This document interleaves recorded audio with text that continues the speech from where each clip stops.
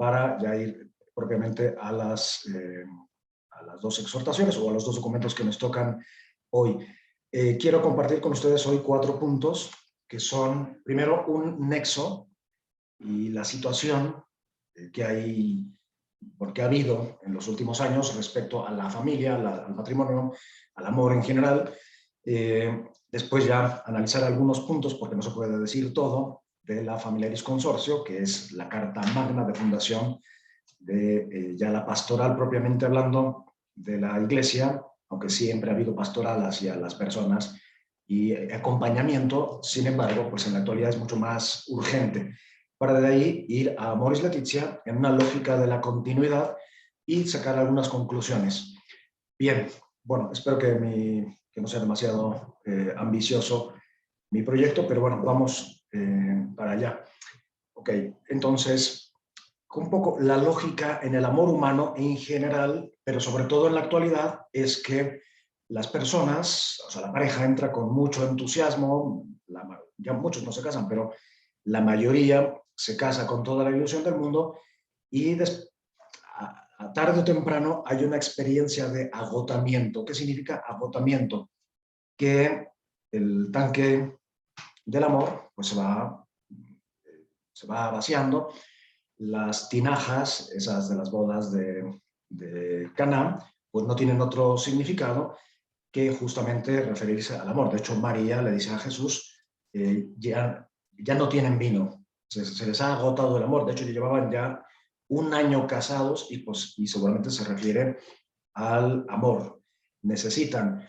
Y entonces, para verdaderamente activarnos en el amor y acompañar en el amor, pues hay siempre 2 puntos, ¿no? Hay algo que hay que saber y después algo que actuar. Y hay que distinguir estos planos, no para separar, sino después para unir. O sea, tener claras las ideas para después actuar o acompañar con un acompañamiento atinado, tener clara la propuesta para acompañar con y hacia la verdad, porque si no se acompaña desde y hacia la verdad, pues no solamente nos está acompañando, sino se está traicionando a las mismas personas. Ideas claras y después acoger absolutamente a todas las personas, digamos, tener una metafísica y ya después clara y ya después un trato y un acompañamiento a nivel personal con todo lo que ya hemos dicho y sabemos. Bien, entonces el contexto es que, digamos, en este arco de tiempo que ha pasado, comienza un poco con el Concilio Vaticano II, donde en la exhortación Gaudium et Spes, bueno, el documento, perdón, principalmente, pero en otros documentos también, el Concilio Vaticano II apuesta en esta guerra que hay contra la familia, apuesta la Iglesia por la familia y se pone en el bando de la familia, en el lado del amor, en el lado del matrimonio y en el lado de la excelencia. Bueno, el caso es que en esa época dominan 2 modas antropológicas que son, por un lado, el existencialismo y el otro sería el marxismo. El existencialismo propone pues un individualismo de un ser humano perdido, que si acaso, así, con un poco de optimismo, se realiza a sí mismo. En cambio, el marxismo o el colectivismo propone pues exactamente lo contrario, propone un individuo que no es más que un tornillo o una pieza dentro del engranaje de la sociedad. Entonces no importa, mientras le sirva a la sociedad. El Concilio Vaticano II no se va por ninguno de esos lados, sino consciente del acompañamiento que necesitan los matrimonios y las familias, va más bien por el lado de la revelación judio-cristiana. El ser humano, creado para amar, todo ser humano ha sido hecho para amar. De hecho, somos seres nupciales, creados en pareja, caídos en pareja, y por tanto llamados a la redención en pareja. Y subraya mucho la imago et similitudo, que significa imagen, o sea, estamos hechos a imagen de Cristo resucitado, por tanto, relacionales. ¿Y dónde está en el ser humano la imagen y semejanza? Bueno, la imagen bueno, según lo que dice el Génesis, el hecho de ser sexuados, porque por el hecho de ser sexuado, el hombre es o llega a ser como Dios, es decir, capaz de amar y capaz de procrear, o sea, capaz de dar la vida, o más bien transmitir la vida, porque el hombre ni crea ni da la vida, pero la transmite. Y similitud significa que tenemos la vida para irnos asemejando a Cristo, y el irse asemejando se hace a través del matrimonio, o sea, de la relación. Y pues esto en algunos momentos se ha descuidado. Pero en ese momento también bueno, estalla, digamos, como un entusiasmo por verdaderamente acompañar a las familias, a los matrimonios, pero van a suceder un par de cosas que, bueno, vamos a ver lo que va a pasar. Dos acontecimientos que son, bueno, primero que ya comienza este acompañamiento hacia los matrimonios. Hasta entonces, pues prácticamente no había como tal, o eran escasísimos los movimientos que acompañaban a los matrimonios, a las familias, y pues aquí hay como no sé, un entusiasmo, ¿no? Un renacimiento. Bueno, antes quizás los matrimonios no necesitaban acompañamiento, porque los acompañaba la cultura, la misma familia, aunque como dirá el Papa Juan Pablo II en la exhortación Familiaris Consortio, sí critica ahí el ahogamiento o el poder, digamos, demasiado fuerte que tiene la familia sobre los individuos. Eso se ve, por ejemplo, bueno, en los matrimonios arreglados, cuando, bueno, en el campo del trabajo la familia decide en qué trabaja, y bueno, entre las luces que hay en la actualidad está pues, que los individuos tienen más libertad, pero también necesitan más acompañamiento. Es un poquito esta dualidad, no dualismo, entre el acompañamiento y la necesidad de tener las cosas bien claritas para saber hacia dónde acompañar. Bien, el segundo acontecimiento es ya la puesta en marcha de la revolución sexual, que, como seguramente muchos de nosotros ya sabemos, tiene varias fases. El detonador de la revolución sexual es el famoso informe Kinsey, que es pues un reporte de cómo los americanos viven la sexualidad. Entonces ahí se saca una serie de conclusiones y se dice, bueno, pues no voy a decir ahora todos los porcentajes que vienen ahí, pero de hecho eso lo desarrollo en mi libro. Pero solamente voy a mencionar algunos. Prácticamente todos los americanos han sido infieles, tantos han tenido relaciones sexuales antes de casarse, otros tantos han tenido relaciones homosexuales, otros, o sea, en un gran porcentaje, otros más pues se han divorciado y han tenido, o practican la poligamia. En fin, se sacan ahí una serie de datos de cómo los americanos viven la sexualidad. Entonces, de ahí se saca pues una conclusión. La primera, o una serie de conclusiones muy lógicas. La primera es que los americanos viven la sexualidad de una manera que nosotros no conocíamos, pero que ahí está. O sea, la mayoría significa es común que hay todo tipo de prácticas sexuales. Si es común, luego, o sea, el siguiente paso es que es normal. Si es normal, el siguiente paso es que pues eso tiene que distribuirse o fomentarse a través de la educación. Y se subraya en ese documento que es un documento de carácter científico. Por eso, al día siguiente se va a enseñar en todas las universidades, incluso en universidades teológicas o en seminarios. ¿Por qué? Porque se subraya el carácter científico. ¿Y qué se afirma, por ejemplo, para sostener que es científico?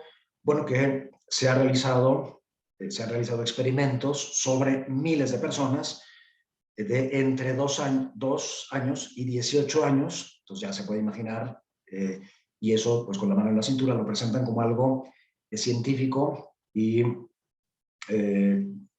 digamos, plausible.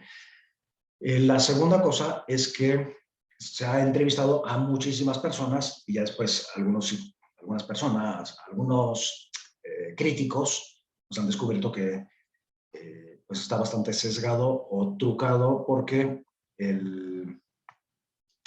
la fuente de información pues eran ciertos colectivos, ciertos cabarets o incluso prisiones en las secciones de delitos sexuales. Entonces, bueno, pero el caso es que esto se colocó ya en la sociedad como un paradigma. El paradigma es que científicamente está comprobado que no hay reglas en el campo de la sexualidad. Esto es un poquito lo que se expuso en ese momento y de hecho lo que cree la mayoría de las personas en la actualidad y proviene de ahí. Entonces, por lo demás era simplemente seguir dando unos pasos. En ese contexto, de hecho, también, bueno, en ese contexto de desconexión total de la sexualidad respecto a tres realidades de las que no se puede separar, que son el amor, la procreación y el matrimonio, bueno, pues en ese contexto surge la necesidad de escribir la famosa encíclica Humanae Vitae para, digamos, ofrecer a los matrimonios una visión armónica entre lo conyugal y la procreación o apertura a la vida. Y bueno, como ya nos dijo el padre Pedro la vez pasada, es una encíclica que se quedó corta en las profecías y verdaderamente pues ha sido inspirada por el Espíritu Santo porque pues verdaderamente sin tener todos los medios incluso científicos a la mano, porque no se conocían, bueno, pues ofrece un panorama, de manera que prácticamente se desmorona el acompañamiento a los matrimonios y familias por este nuevo paradigma o por esta esquizofrenia que incluso se introduce en los cristianos de que una cosa dice la ciencia y otra cosa dice la revelación judeocristiana o los documentos pontificios.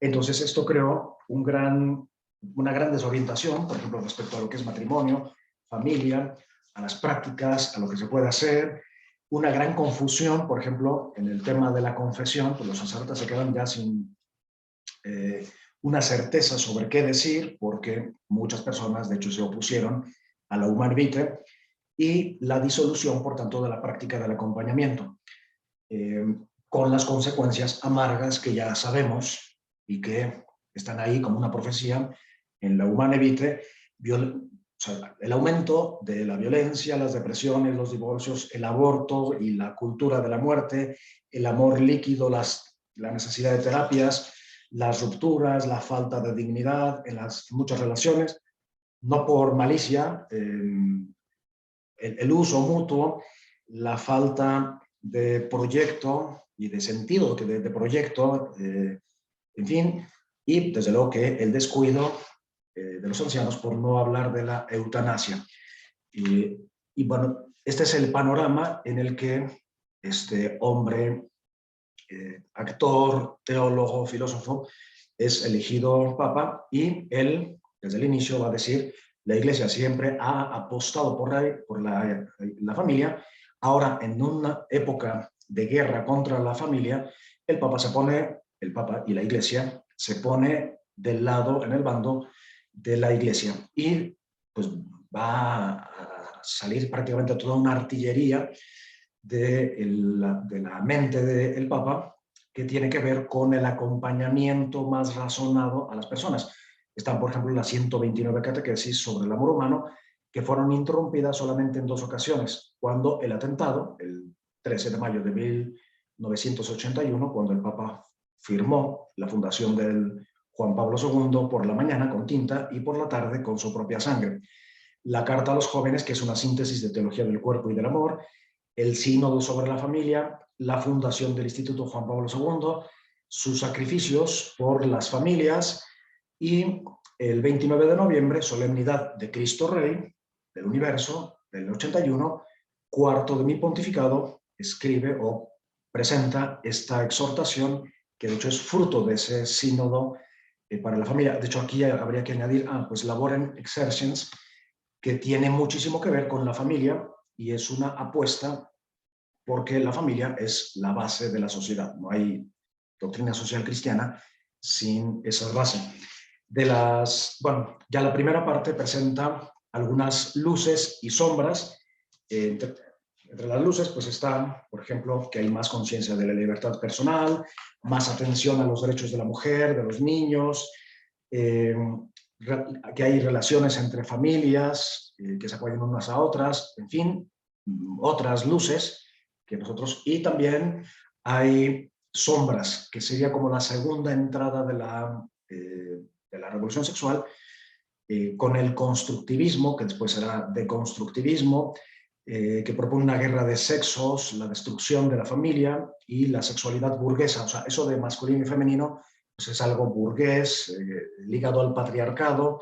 Entonces se introduce esta visión, o la visión totalmente negativa de la palabra patriarcado, y bueno, la mayoría de la gente sin saber lo que es, pero relacionando al macho, al ser humano, al hombre, como pues un violador nato, un destructor y un peligro para toda la sociedad, el cambio de costumbres, no con la violencia al inicio, como lo hizo el marxismo beligerante en los casos que ya sabemos, sino con la manipulación. Hay muchos ejemplos de manipulación. Si quieren, a la manipulación le podríamos dedicar, de hecho, una sesión entera, y pues tiene que ver con justamente la manipulación a través del lenguaje.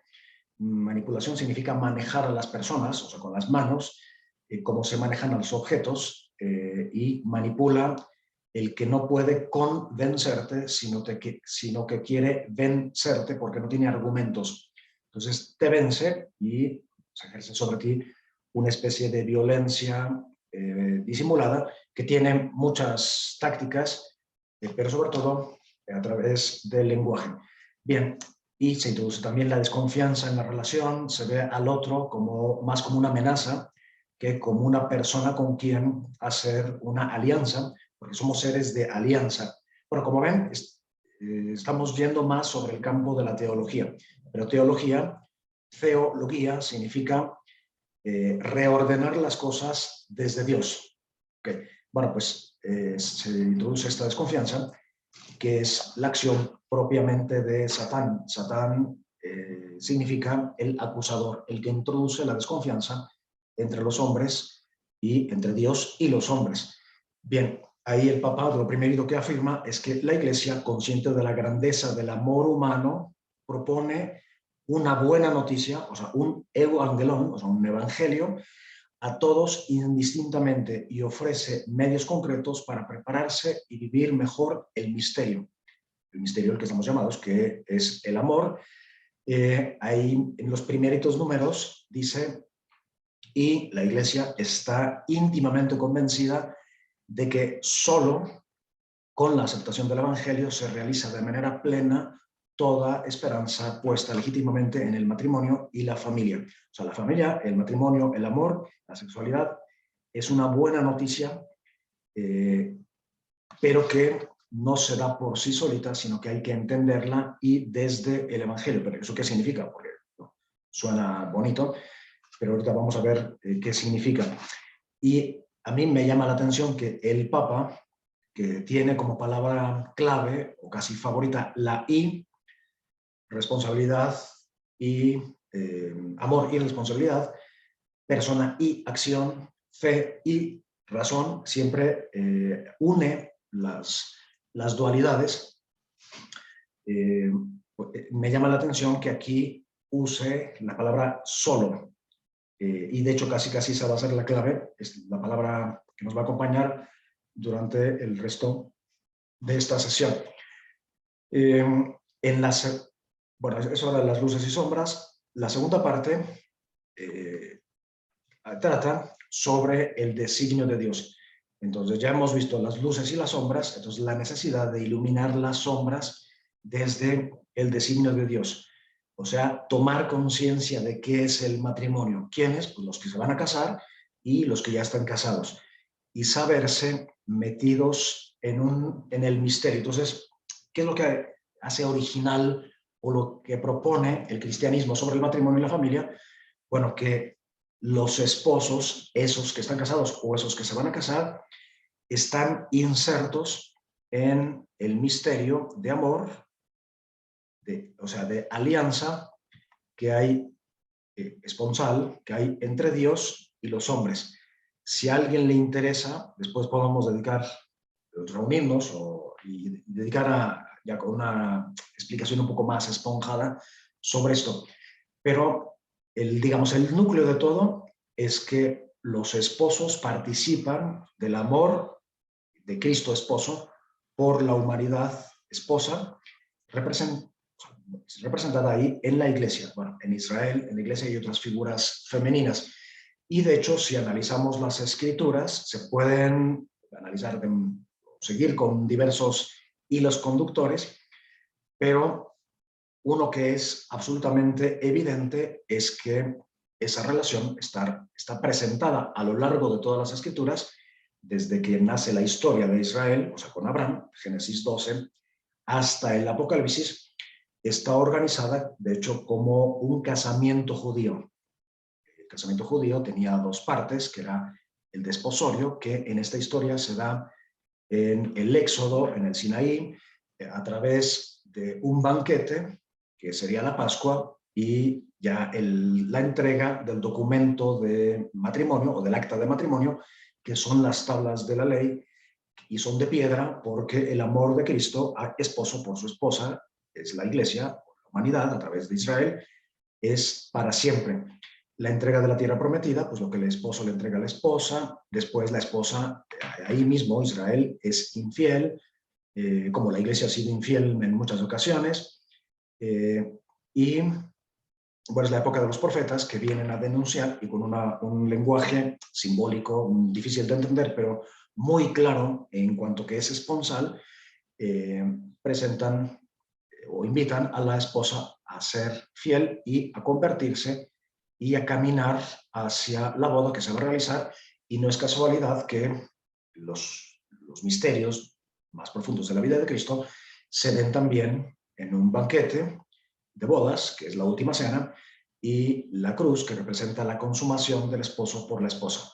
En fin, no sé si alguno de ustedes ya le ha dado una embolia con todo lo que he dicho, porque espero que no, porque he tratado de meter mucho, pero la síntesis, la tesis aquí es que la Biblia está organizada como un casamiento judío y que Cristo claramente se presenta a sí mismo como esposo. ¿Y esto qué significa? Pues que significa que cuando dos bautizados se casan, pues no solamente están reproduciendo un rito, sino que verdaderamente se están introduciendo en el misterio, en ese misterio amoroso, o sea, se están insertando en ese amor, por tanto, están participando de la gracia.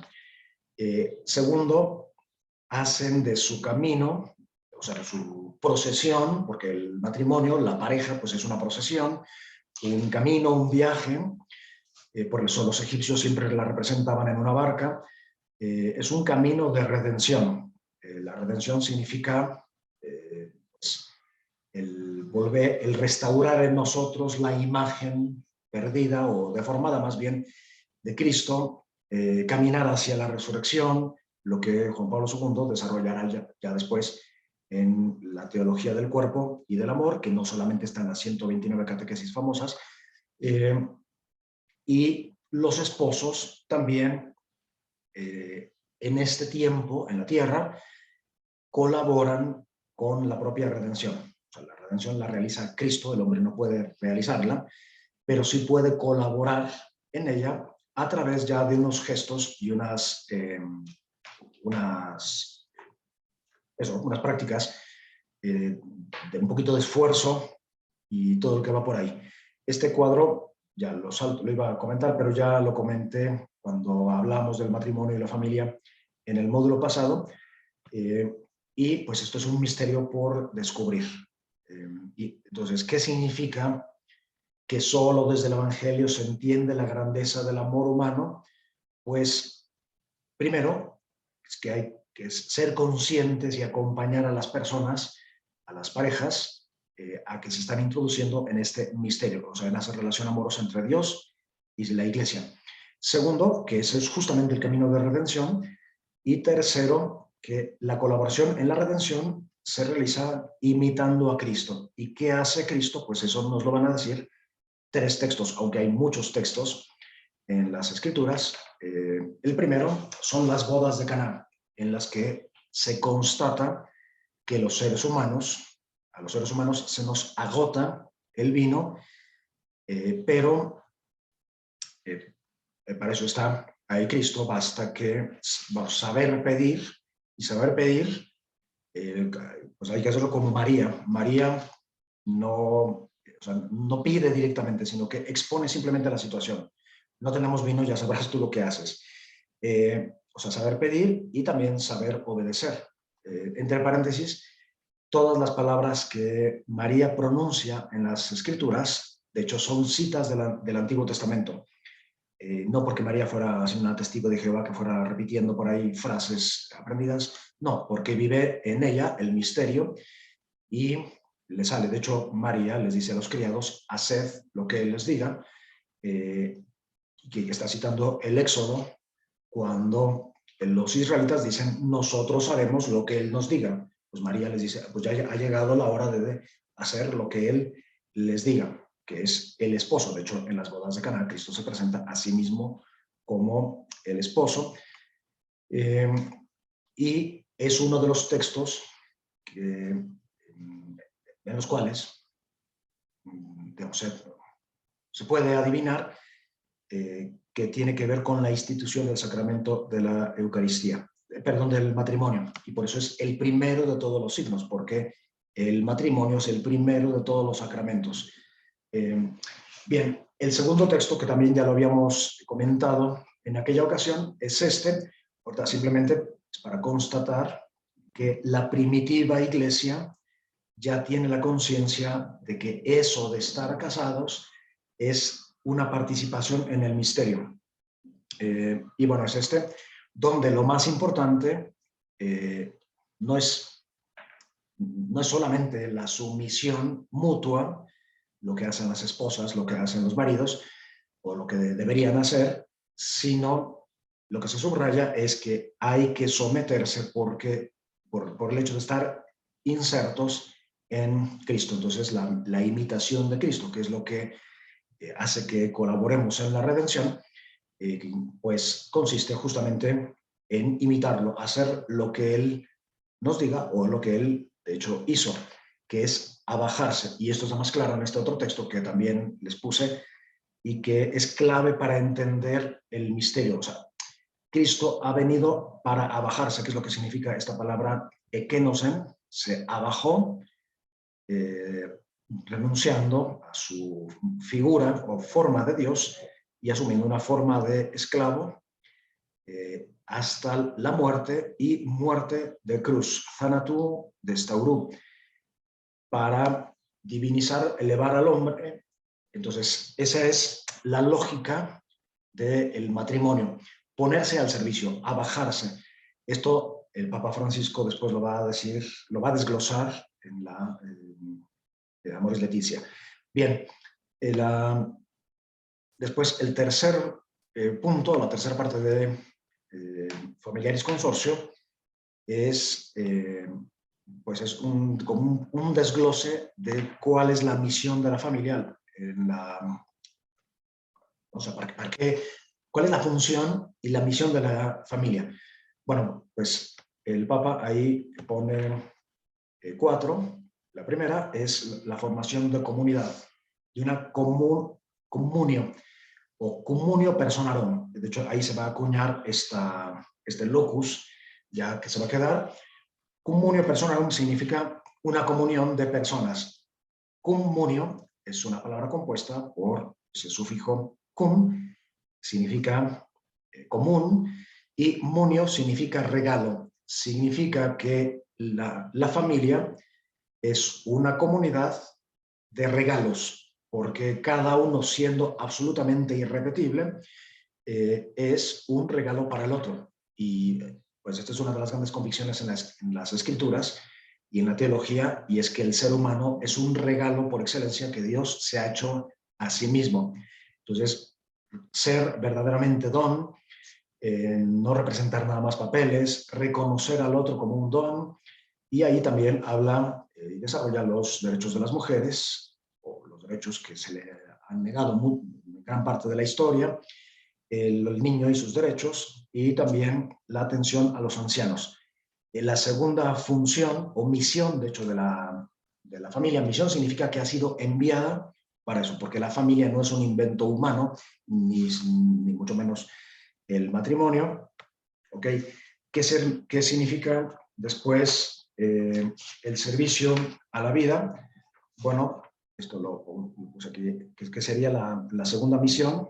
Bueno, pues actuar el matrimonio, la pareja, con generosidad, apertura a la vida, con confianza, sabiendo que un hijo no se puede programar, no somos quien para programar la vida de un ser, porque un ser humano, porque somos solamente colaboradores en el proyecto creador de Cristo, de Dios, partícipes, y la Iglesia con métodos naturales que para estas fechas, en 1981, ya se conocen un poquito más, aunque no todavía como en la actualidad, como los que nos expuso el padre Pedro. Y bueno, la Iglesia acompaña y sostiene las condiciones. Aquí está pensando claramente en el Instituto Juan Pablo II. Psicológicas, morales, espirituales y otras que no están, que son justamente las ciencias con las que en el instituto se aborda a la familia y al matrimonio, la pareja, el amor, los esposos pues no están ahí nada más para entretenerse, para hacer como un pacto, ¿no?, entre ellos dos, sino verdaderamente acompañar a los esposos en un itinerario moral, porque ¿qué es el amor? Pues es iter et ordo, o sea, es un camino y un reordenar la propia vida. Si uno no reordena la propia vida, pues está traicionando el amor al otro. Y habla muy claramente del derecho de los padres a educar y que la familia es la primera experiencia del anuncio evangélico. O sea, verdaderamente, pues vivir una vida profunda en la familia, no simplemente pues, dedicarnos a los inflables, a entretener a los niños, a tratarlos como si fuera una granja, sino verdaderamente pues, formarlos porque son absolutamente sagrados. La tercera finalidad o misión más bien de la Iglesia es la participación en el desarrollo de la sociedad. Este título que puse aquí es un error mío, entonces nos fijamos solamente en los números de abajo, el 3 y el 4, que son la tercera y la cuarta misión de la Iglesia.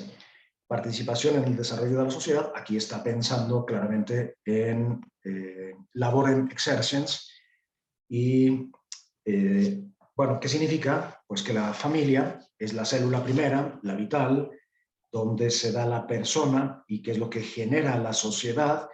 Ya después vendrán algunos autores como Josep Miró, Fernando Priego, que esto lo van a desarrollar de manera mucho más amplia, porque aquí pues, está solamente la semilla.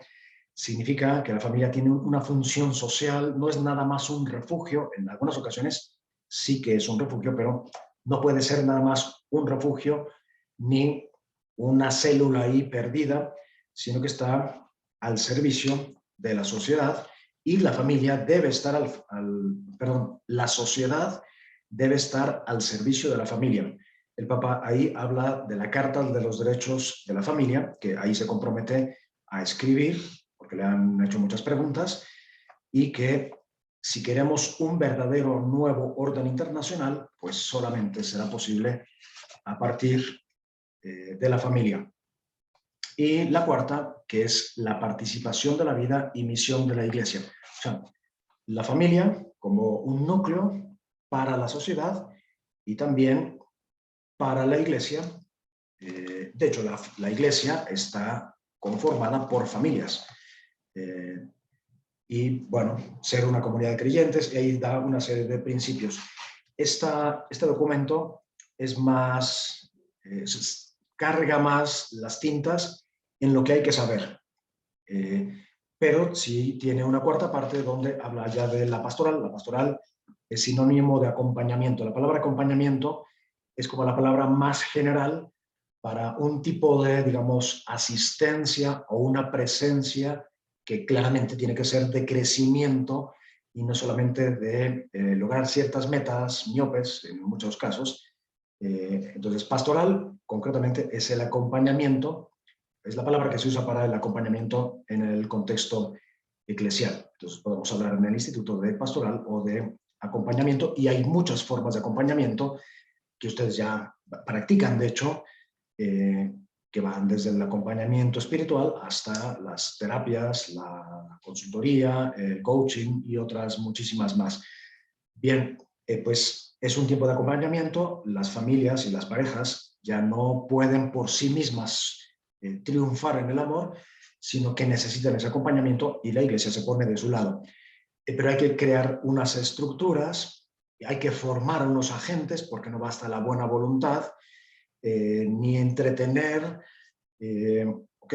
Y que hay que afrontar las situaciones difíciles. En esa época, las situaciones difíciles son algunas, digamos, parejas que simplemente se han unido, otras que pues se han casado por lo civil, otras que están separadas, otras que ya se han divorciado y están en unas nuevas relaciones. Bueno, a todas esas personas, ISA también se propone aquí todo un itinerario para acompañar a las personas antes de casarse. Bien, en esa cuarta parte, pues se subraya o se confirma la apuesta de la Iglesia por la familia y por la vida, y desde luego que no por la cultura de la muerte, por el iter et ordo, o sea, el acompañar en un camino y reordenar la vida, por el respeto, por la excelencia, las virtudes y el tiempo, porque de hecho la excelencia está íntimamente relacionada con el tiempo. Las cosas apresuradas pues solo producen chatarra, ¿no? Muy bien, en esa misma cuarta parte se habla de la gradualidad en el acompañamiento, o sea, y esto tiene que ver mucho con algunas de las cuestiones que algunos de ustedes han hecho. No, o sea, nosotros teniendo las ideas claras, podemos solamente ayudar a las personas y acompañarlas desde el punto en el que se encuentran e ir gradualmente. Y bueno, desde ahorita adelanto una conclusión, y esto también requiere una conversión por parte nuestra, para verdaderamente pues, acoger la vida e ir acompañando a las personas hacia lo mejor, desde el punto en el que se encuentran. Rehacer el entramado social es el objetivo, que ya se alcanza ahí a ver cómo desde el 81, pero ahora mucho más, cómo se va destrozando el tejido social por las familias que se van rompiendo, los matrimonios, y pasar de, bueno, ¿eso cómo se hace? Pues formando comunidades de familias, que de hecho ya se están formando por muchos lugares y hay movimientos, y pasar de feligresía a comunidad. Feligres es el que va a la iglesia a recibir un servicio religioso, no, más bien comunidad, es crear, y pues ya esto pues compete a las personas que hacen pastoral en las iglesias, pero en la universidad, que otra cosa debería de ser, sino una comunidad, el instituto, una comunidad, no un lugar que da servicios nada más. Los profesores, pues hacer comunidad en academia. O sea, tenemos aquí muchas tareas. Bueno, rehacer el entramado social viviendo el espíritu de los inicios. Esto lo subraya muchísimo. ¿Cuál es el espíritu de los inicios? Pues los inicios de la iglesia, el de descubrir el misterio y proponerlo como una buena noticia. O sea, si es una buena noticia no la puedes imponer ni forzar, porque la conversión, cuando se ha forzado, pues ha dejado de ser conversión. Es todo un proceso continuo de preparación para vivir mejor el amor.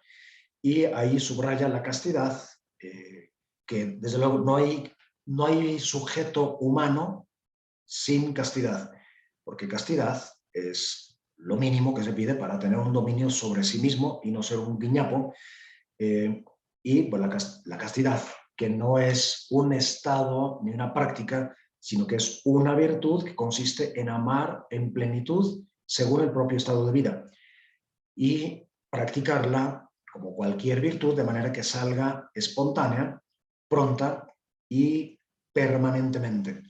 Que la permanencia pues es una de las palabras con las que se designa el amor en las escrituras. El rajnim, permanecer, en las entrañas de Dios. Bueno, pues también Francisco, en su cuarto año de pontificado, en este caso el 19 de marzo, solemnidad de San José de 2016, presenta la exhortación apostólica que es fruto del sínodo. En Familiaris Consorcio se ve mucho más el peso del Papa. Ahí el Papa escribió muchos párrafos. Aquí, si bien está firmada por el Papa, se ve más la presencia del sínodo. Y bueno, pues ya estamos en una época en cuestiones de amor, de narcisismo, emotivismo, desconexión, ya lo dije, el narcisismo. Y sin embargo, la Iglesia se sigue poniendo al servicio de las familias. Ahí cita al inicio como la etimología o casi la filología de la palabra hijo, ben, en la Biblia. Ben, que está relacionado con benaj, que significa construir la casa no de ladrillos, sino la casa que es la familia. No hay otro camino para construirla que a través de los hijos. Muy bien. Y también tiene algunas partes, no voy a comentar todas, de hecho, aquí está el orden en que yo voy a comentar, pero la parte a la que correspondería, bueno, si eso les distrae, pues no se fijen, simplemente fíjense los puntos que yo he escogido para compartirlos con ustedes. Uno, hay que ser conscientes de tener la mirada puesta en Jesús. Aquí está haciendo clara referencia a la Familiaris Consorcio, es decir, si verdaderamente queremos acompañar a las personas, pues lo tendremos que hacer desde la imitación de Cristo y desde la conciencia del sacramento, que es esa participación en la redención, la participación en el amor de Cristo y camino de redención. Y no un mero rito, ni una convención social. En el segundo, bueno, en la cuarta parte, que yo quiero subrayar aquí como segundo punto, es pues cómo desarrolla el Gesed. Gesed es, bueno, él lo llama misericordia, pero a veces misericordia en español se entiende muy vagamente, casi como una compasión. No, por eso yo prefiero usar la palabra Gesed, que es una de las palabras con las que en la Biblia se le llama al amor y que consiste en varias acciones. La primera es la de mirar con cariño, abajarse, levantar, promover al otro y dejarlo en libertad. Ese es el amor. Pero este amor después se desglosa y es lo que hace el Papa y de hecho se pasa para que entendamos mejor en esa cuarta parte, desarrolla todos los puntos que él cree convenientes y si los matrimonios, las parejas, las familias leyeran ese número, nos evitaríamos muchísimos dolores de cabeza. Porque yo lo resumo. Ustedes pueden abrir la Amoris Laetitia en esa cuarta parte y van a ver cómo lo desglosa. Pero yo he escogido los 10 o 13, dependiendo cómo los veamos, atributos de Gesed. O sea, porque Gesed, o sea, este amor misericordioso, amor de bajar a las necesidades del otro, vean que siempre es bajar, tiene estos, o sea, en la Biblia se desglosa con estos 13 que en otros lugares aparecen 10. Adonai, que significa el amo, Dios, eterno, actuando desde la compasión, a diferencia de Elohim, que se refiere más bien a los dioses que actúan desde la estricta justicia. Él, poderoso en su compasión, aun cuando no lo merecen, cuida de sus criaturas de acuerdo a sus necesidades. Bueno, esto que estoy diciendo es el amor que los esposos están llamados a vivir, y que cuando lo hayan hecho, pues ya se pueden ir a su hamaca a descansar, ¿no? Amar con ese amor, confiando en el poderoso, en el eterno, para que el amor permanezca. Ser compasivo, aunque no tengas razón, dice ahí, porque a Dios se le derrite el corazón en algunos momentos de las Escrituras, y lo razonable sería actuar de otra manera. Nahum, misericordioso, Behanum, clemente cuando la humanidad ya está en peligro, cuando el otro ya está en peligro, y hay muchas formas de estar en peligro. Erech Apaim, lento para la ira. Bueno, ¿cuántas veces al día tenemos que practicar estos atributos de Gesed? Berav Gesed, generoso para amar con bondad. De hecho, en estos atributos se repiten dos veces el Gesed. Behemet, Dios, o sea, practicar la verdad, o sea, vivir en la verdad, hablar con la verdad en la pareja. Notzer Gesed, la afim, mantiene su bondad por miles de generaciones. En cambio, el mal dura varias generaciones nada más. No se Avon, perdona nuestra iniquidad. O sea, estamos llamados a perdonar. El perdón no es ocasional, sino que es absolutamente necesario en la pareja, y hay que aprender y hay que dar el tiempo. Bafesha, nuestras transgresiones, Bejata, y nuestros pecados, Fenaque, y cuando nos arrepentimos con sinceridad, borra de su registro todas nuestras transgresiones. Pues ese es el amor. O sea, cuando decimos, pues, o leemos ahí, acercarnos al Evangelio, o que solo desde el Evangelio, pues significa esta excelencia. Amar con todo el corazón, pero con detalles, o sea, con el cuerpo, y no etéreamente, sino en lo concreto. Es un amor que se vuelve fecundo, por tanto, habla ahí de la generatividad. Nuevamente, la generosidad, la apertura a la vida, y para eso pues hay que acompañar a las parejas, porque si confiamos en nuestras fuerzas humanas, esta es una de las grandes tesis de las dos exhortaciones, si confiamos en las fuerzas humanas, estamos destinados al agotamiento, a que se nos vacíen las tinajas de vino, y entonces confiar en un voluntarismo pesimista, que en la actualidad ya nadie está dispuesto a vivir. Voluntarismo pesimista significa ver el matrimonio como algo que aguantar. Como ya me comprometí y pues el matrimonio se supone que es indisoluble, pues ahora me aguanto y sufro y padezco una cruz sin Cristo. No, eso no es el camino. El camino es apostar por la gracia, por el acompañamiento, por la comunidad, amor en sus diversas manifestaciones. El cuarto, acompañar en las estancias del amor a las parejas, porque en la actualidad pues, hay una gran indefinición, y para eso nos podemos ayudar de este maravilloso cuadro que no podía llamarse de otra manera que La primavera, de Botticelli, que es un regalo de bodas, de hecho, a una pareja que estaban tan verdes en el amor que el papá, en lugar de regalarles un viaje, les regala este cuadro, donde aparece el enamoramiento, aquí representado en Céfiro, que es el dios que aparece, es ese viento que seca o pudre todo en invierno, pero que se enamora y que quiere poseer a Cloris. Cloris representa también el enamoramiento, pero la dependencia, el éxtasis. Y como ven, pues hay una relación de dependencia y de posesión. Pero ella se convierte en Flora por una serie de cosas que pasan.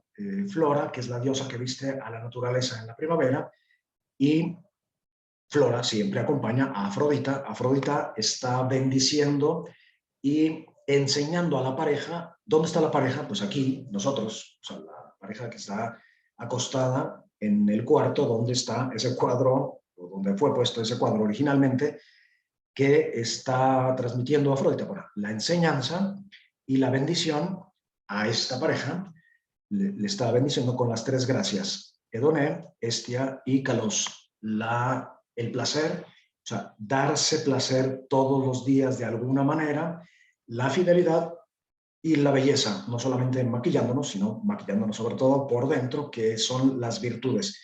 Y no podía faltar tampoco Hermes, que es el dios que se compadece cuando los hombres sufren, y baja para alejar con su vara de caduceo unas nubes que se están presentando ahí, o sea, las nubes del invierno. Alejándolas es posible lograr hacer de la pareja una eterna primavera. No es casualidad que esto está colocado en un jardín, por estar pensando en el Génesis, porque aquí Botticelli obviamente es cristiano, aunque usa elementos mitológicos, y se han contado más de 200 tipos de flores ahí, que son las flores, las virtudes. Y atrás están los árboles del matrimonio, que son los naranjos, porque los naranjos tienen siempre flores y frutos. Las flores son las virtudes, los frutos, las buenas obras, el cuerpo, o sea, el vivirlo concretamente, y se dibujan aquí entre la maleza unos pulmones. ¿Por qué? Porque el matrimonio es una unidad, una sola carne, pero con dos pulmones. Y bueno, arriba tenemos a Eros, que aquí está un poquito descafeinado y encogido, pero Eros es mucho más poderoso. El caso es que está uniendo nuevamente y continuamente a la pareja. Bueno, ¿qué tiene que ver este cuadro con las acompañar? Bueno, pues que justamente aquí se ven las tres estancias del amor, que son el enamoramiento, que consiste en meterse en la cabeza del otro, en el corazón del otro y viceversa, si es que es mutuo. La necesidad de discernimiento en el enamoramiento, es decir, la necesidad de definir una etapa, noviazgo, qué hacer en esa relación, y pues entre otras es, bueno, además de conocerse a uno mismo, conocer a otro, conocer las expectativas, los apegos y todo lo que se pueda, la familia, la educación, las apetencias, las manías, los vicios, y hacer una labor de discernimiento para prometerse. Si no hay una promesa, si no hay un camino hacia la promesa tiene su lugar en la boda. Y del prometerse pasar al comprometerse. ¿Qué se hace en la boda? Bueno, pues prometerse a sí mismo, convertirse en amador. Y comprometerse significa vivir cotidianamente las tres gracias, o sea, dar algo de nupcialidad, esponsalidad y conyugalidad. Nupcial significa celebrar todos los días algo. Esponsalidad significa salir al encuentro, establecer un puente, eso es lo que significa esponsa, puente, más bien orilla, salir a la orilla del otro. Y la conyugalidad significa ir pasando del mí mismo al nosotros. Y el Papa subraya ahí que hay que acompañar principalmente a los esposos en los primeros años de matrimonio, para que verdaderamente vayan acercándose y triunfando en el amor. Habla claramente de muchas crisis, las enumera en orden así cronológico: las diferencias, los apegos, la llegada del hijo, la crianza, o sea, las diferencias al inicio, la crianza, el nido vacío, la vejez, en fin. Y ahí deja caer que no existe ningún fundamento para asimilar o establecer analogías, ni siquiera remotas, entre las uniones homosexuales y el designio de Dios sobre el matrimonio. O sea, habiendo tantas palabras, ¿por qué tenemos que manipularlas, ¿no? Cambiando de nombre a las cosas no vamos a solucionar nada, más bien acompañando a las personas. Subraya en otro capítulo la fecundidad espiritual, que es el acompañamiento al hijo, para que no sea ni un hijo sobreprotegido, ni un hijo abandonado. Y cómo, pues con muchos medios, aquí yo solamente escogí tres: en las virtudes, en la educación sexual, que es la familia la que la debe dar y la que debe tener el derecho, y en la fe. Después, espiritualidad significa introducirse en la lógica de la gracia, que se ha llamado de diversas maneras, o se llama de diversas maneras en la tradición cristiana, pero inhabitación en Dios, amistad con Cristo, paz con Dios, filiación divina, y que la santidad no es una impecabilidad. Eso no sé de dónde se nos ha, bueno, sí sé de dónde se nos ha metido y ahorita no lo voy a decir, pero santidad significa sentido de pertenencia, estar apartado, reservado para. Y de hecho, los esposos son santos. Así, de los que alcanzo a ver, levante la mano los que están casados. Bueno, pues ustedes son santos y tienen además cara de santos. No digo de mártires, pero sí, santos porque ya son santos, porque pertenecen. Ese es el kadosh, el sentido de pertenencia, que de hecho se dice o se usa para designar el amor en la Biblia, que es el kinaj, que es el celo, tomarte compasión al otro. Después, bueno, conocer en qué consiste el matrimonio, pues realmente consiste en ir conociendo a Cristo a través del otro, a través de la prueba. Esta ya es la conclusión. A través de la prueba, si no hay prueba en el matrimonio, ¿qué tipo de matrimonio es? Esas serían como las 4 conclusiones. Consiste en conocer a Cristo a través de la prueba. Por tanto, el matrimonio es una obra teándrica. Teándrica significa que es divina y humano. Theos, andros, que es, por Cristo es la resurrección y la vida desde el inicio, y dar la vida en abundancia, confiar no en las fuerzas, porque cuando calculamos ya nos echamos para atrás, conversión del paradigma de la muerte, esto ya lo anticipaba antes, hay que convertirnos nosotros mismos porque muchas veces nos dejamos conformar por el espíritu del mundo. El ateísmo, de hecho, está ligado al asesinato, al sinsentido, al uso, a la violencia, esto está más que comprobado, a la mentira, al consumo y al desecho, y ser don verdaderamente hasta el perdón, del que ya hemos hablado, generar hijos de Dios, porque teológicamente el hijo no es de los padres, el hijo es de Dios, es darle hijos a Dios, porque el hijo es misterio y absolutamente otro, consagrar al hijo como Abraham, un hijo no es una pertenencia ni una posesión, y educarnos y educar en la petición. Entonces, como vimos,